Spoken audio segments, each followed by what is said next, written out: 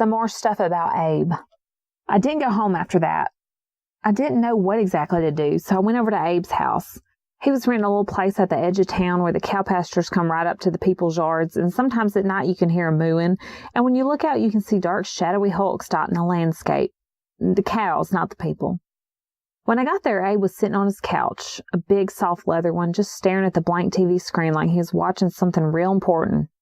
And so I go in and I sit next to him, not saying a word, and we both sit there staring at the blank screen, that big old black screen, not saying a word, like we was watching Children in Paradise, which is an old French movie about a famous clown fella that loves a girl but he can't never be with her. Or I'm a Cord. That's the Italian movie with the peacock in the fountain.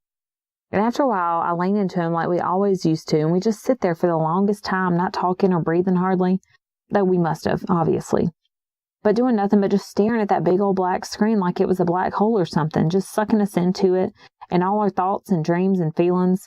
And then almost at the same time, we looked at each other and, well, we both knowed right there and then what we wanted and what we were going to do, and we didn't care about what the truth or consequences might be. Well, I reckon it's time for me to be getting home, I says, and he says he guessed it was. And we get up and mosey out to the front porch, but real slow, like neither of us really wanted to get to the end point where I'd really be leaving.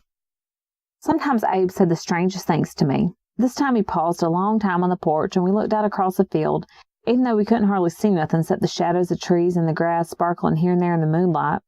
I didn't hardly breathe, waiting for him to get it out. You know, he finally managed, I said something the other day that wasn't quite true, not accurate, I mean. I was expecting for him to tell me he told me a lie or something, and now he was confessing, and I was a little afraid of what he was going to say, but he went on, and it was something totally different. I said we're both so similar in so many ways, thinking about how we both like lemons in our water and stuff like that, but that's inconsequential. I just loved it when he used them big words, made me melt. What I should have said is, we're alike in ways metaphysical. There he goes again. Ways it's hard to put my finger on.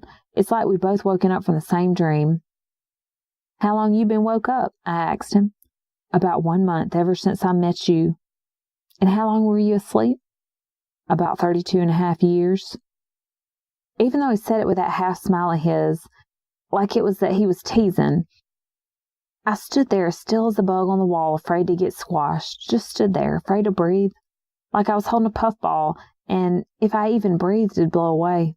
Afraid to breathe, afraid to move, certainly not saying nothing, just listening to the crickets strumming their legs out on the grass, listening to the trucks roll by on the highway a quarter mile away, feeling myself in my shoes and the hard insides of my shoes, and wishing I'd have worn my shoes with the soft soles so my feet didn't hurt so much. Just stood there, not saying anything, just staring at one another, not knowing what the other one was thinking or feeling, and maybe both of us afraid to ask, because if it would have meant the end of everything, if it wasn't the right answer. But then finally, a cat ran across the porch, a stray neighbor cat, and I jumped like I saw a rat almost clear off the porch, but Abe caught me and at that same time let out a big laugh.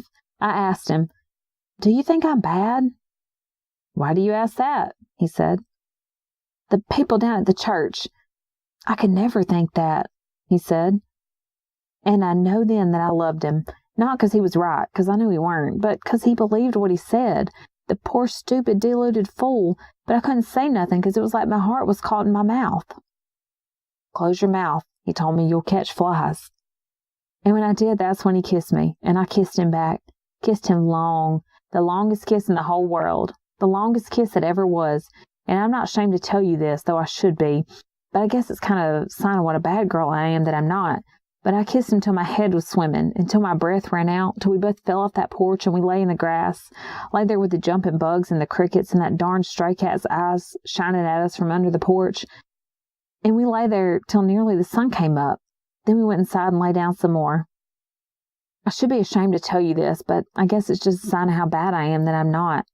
In a way, I'm so proud, but like my granny used to say, pride goeth before the fall, which I never quite understood till autumn come and the leaves started to fall, and then we fell off that porch into the splendid grass, just like it says in the good book.